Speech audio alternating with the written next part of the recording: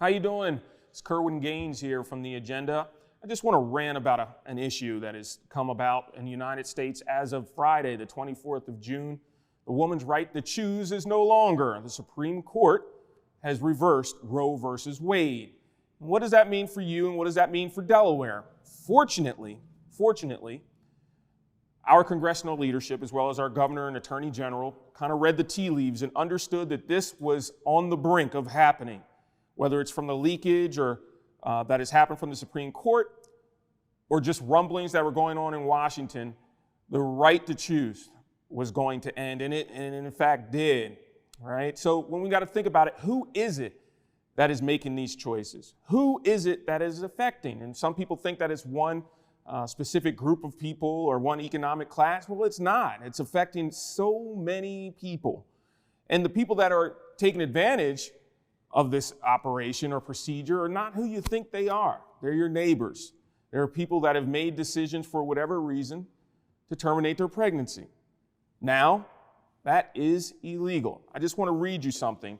Senate Minority Leader Mitch McConnell has made it very clear that this act, this decision that was rendered down from the Supreme Court, is both courageous and correct. And he also said that the American people have gotten their voice back. I don't know what America he has polled, because 58% of the United States, according to Gallup, has said that they are pro-choice. The voice has always been here, Senator McConnell. It has always been here, and it hasn't gone anywhere, and that is the voice of choice.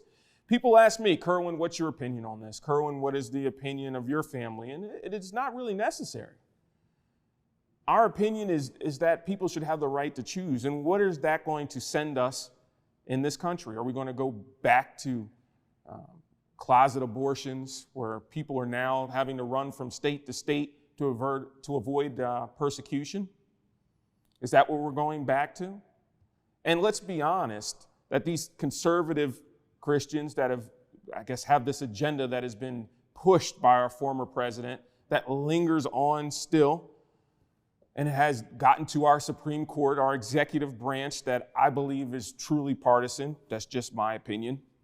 And the decisions that they are making are not the decisions of the people, but the decisions of the interest in which they wish to preserve, right?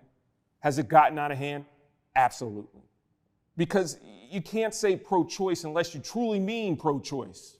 Was it pro-choice in Uvalde, Texas, when someone 18 years old can walk into a gun store and buy a semi-automatic rifle and kill 20 people?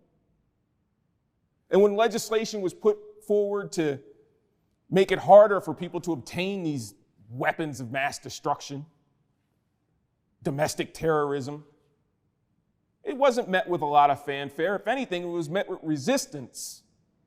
Resistance from the same conservative groups that have made a woman's right to choose extinct. It's only going to be something that we write about. Let's make it very clear. Which lives does the Christian conservative wish to protect? Those who meet their agenda, or those that don't meet their agenda? I don't think it's up to that if we're going to have a spiritual way of thinking of things, right? So are the same people that are going to church, congratulating everyone and high-fiving everyone on Sunday, do they feel the same way about gun rights in their communities? Do they? Are they high-fiving when that legislation is passed? Well, it isn't passing, so they're not high-fiving. But I really hope and trust that pro-life goes beyond this and goes to other things. Because if it's not, then I believe that you have a different agenda. An agenda to ensure certain ideas, certain methodologies stay in place to bolster your standing. We don't want to talk about that, but we could. Just to be clear, abortion rights are now a state issue. Not all the states in the union are progressive as Delaware. Not all the states in the union are taking the essential steps. I think they should, but they won't. So we have to ensure that in this upcoming election, you're going out to vote.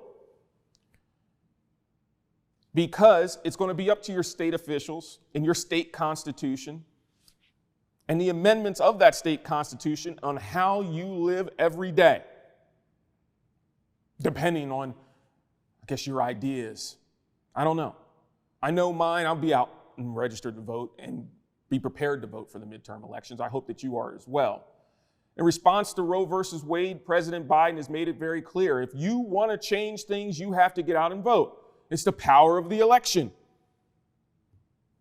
What are you going to do, Delaware? What are you going to do, America? I don't know. Again, when it comes to my opinion, I don't find that the choice was correct or courageous.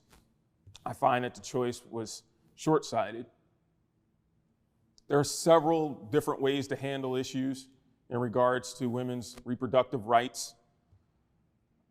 I don't think this was the correct one. Democrats are hoping, trusting, that in the midterm elections, Roe versus Wade will, I guess, rock the electorate and give them the passion to vote and change things.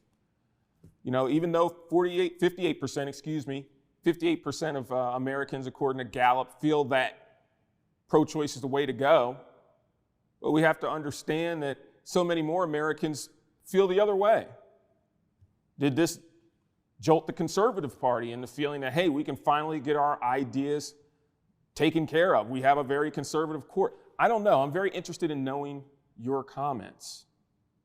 So you can't pick up the paper right now or scroll through any news media and think that other ideas, other groups are not on the chopping block, so to speak. I don't know. If you have a same-sex marriage planned for, I don't know, the next spring or summer, you might want to hurry up and get that in, because things are changing down in Washington and there's some new ideas. So I don't want to give too much of my opinion. I want to know what your opinion is right here on the agenda, the rant version of the agenda. You may not like what I've said, but they are just my opinions and my opinions only. So I look forward to hearing you and responding to your questions below. See you next time on the agenda.